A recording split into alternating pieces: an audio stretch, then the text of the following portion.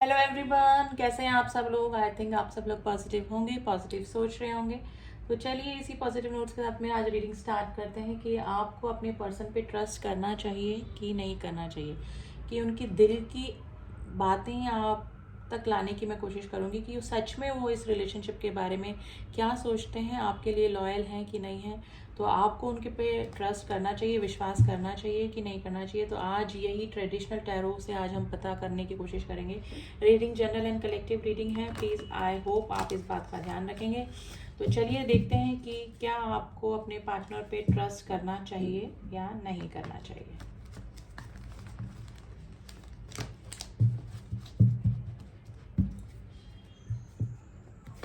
अभी तो present condition जानने की कोशिश करते हैं कि उनके दिल और दिमाग में आपको लेकर चल क्या रहा है, या फिर इस कनेक्शन को लेकर क्या चल रहा है।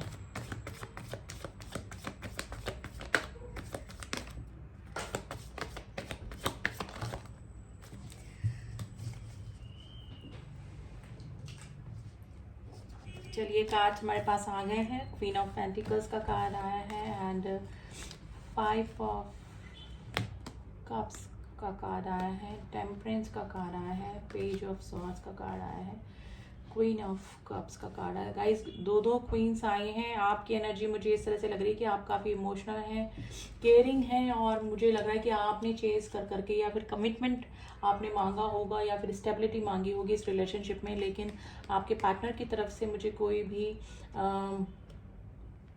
पॉजिटिव आउटपुट आपको नहीं मिला। तो मे भी हो सकता है कि आपने अपने इमोशंस क्लोज्ड ऑफ करके रख दी, जैसे कि क्वीन ऑफ कप्स करती हैं। ठीक है, आप दोनों ही एक दूसरे को सोशल मीडिया पे स्टॉक करते हैं। अगर आप नो कांटेक्ट की सिचुएशन में भी हैं, फिर भी आपको सोशल मीडिया पे एक दूसरे की जानकारी निकालने की पूरी कोशिश करते हैं। आप दोनों ही चाह रहे हैं इस रिलेशनशिप में बैलेंस करने की। ठीक है, लेकिन आपके जो पार्टनर हैं मे भी हो सकता है कि उनको ये लग रहा है कि ये रिलेशनशिप एंड हो चुका है और उन्होंने कुछ अपनी ही गलतियों की वजह से इस रिलेशनशिप को ख़त्म कर दिया है। तो अभी थोड़ा सा रिग्रेशन वाली एनर्जी है।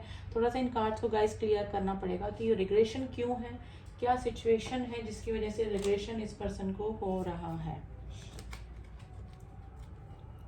क्वीन ऑफ पेंटिकल्स की एनर्जी को क्लियर करते हैं पहले। Please angels clear the queen of pentacles की एनर्जी।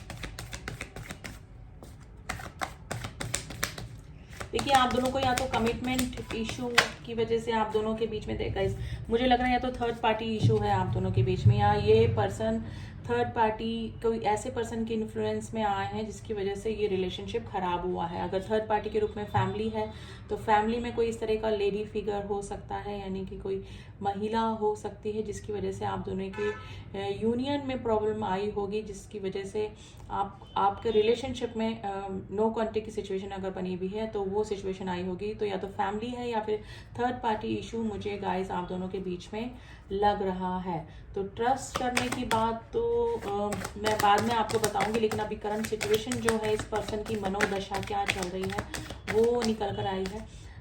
गाइस ये जो पर्सन है ये चाहते हैं इस रिलेशनशिप को वापस से ठीक करना।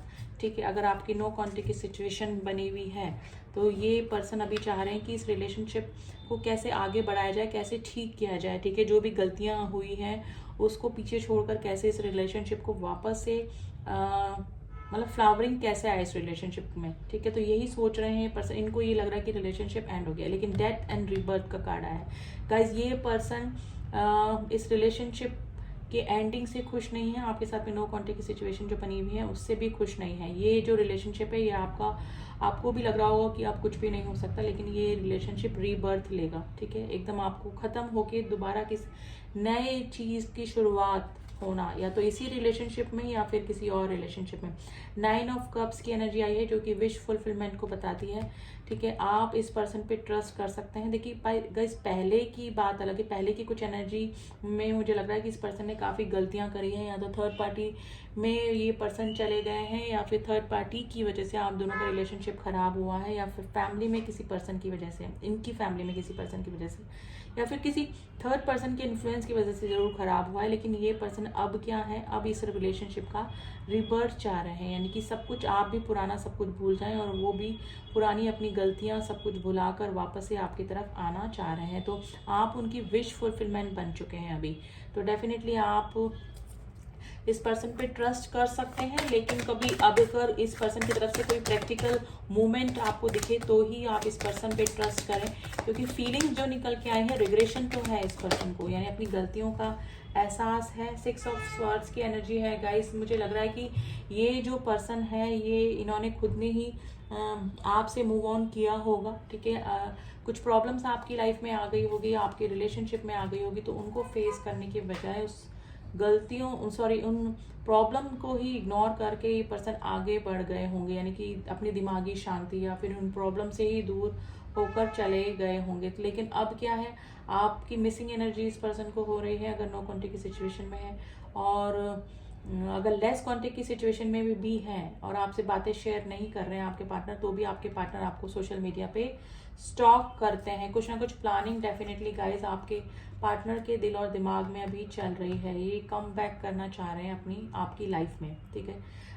6 ऑफ पेंटिकल्स की एनर्जी है guys. Equal give and take आपको इस रिलेशनशिप में देना चाहते हैं, यानी कि जितना आपने इस रिलेशनशिप में दिया 100%, वैसा ही अब ये भी इस रिलेशनशिप में देना चाहते हैं, लॉयल रहना चाहते हैं। मे बी पास में कुछ गलतियां हुई हैं इस पर्सन से जिसकी वजह से रिलेशनशिप खराब हुआ, लेकिन अब क्या है, इनकी जो दिल की बात यही है कि अब ये भी इस रिलेशनशिप में लॉयल रहकर आपको उतना ही प्यार, उतना ही वैल्यू करना चाहते हैं अपनी लाइफ में, ठीक है। तो ये वाली कंडीशन निकल के आई guys. Bottom of the deck the wheel का कार्ड आया है, जो कि ये बताता है कि अब जो जो लक है वो आपके फेवर में आ गया है।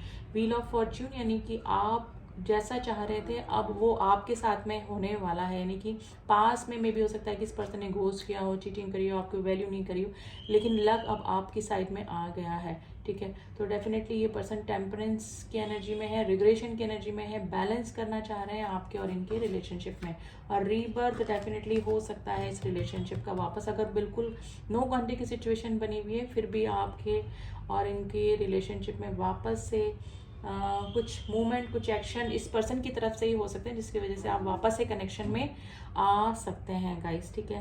अब कुछ राशि मैं बता देती हूँ जो आपके लिए स्ट्रांग हो सकती है। टेम्परेंस यानी सेजिटेरियस की राशि है, टॉरस, वर्गो, कैप्रिकॉर्न भी है, एंड स्कॉर्पियो राशि काफ़ी स्ट्रांग है, and Gemini, Libra, Aquarius and Aries, spices राशि काफ़ी स्ट्रांग है। राशियां सारी ही गाइज निकल के आ गई हैं। व्हील का कार्ड है जिसमें कि सारे हैं ज़ोडिएक साइन आ जाते हैं। तो आप प्लीज़, अगर आपकी राशि नहीं आई है तो आप ये मत सोचिए कि रीडिंग आपके लिए नहीं है, ठीक है। कुछ नंबर हैं जो आपसे रेजोनेट कर सकते हैं।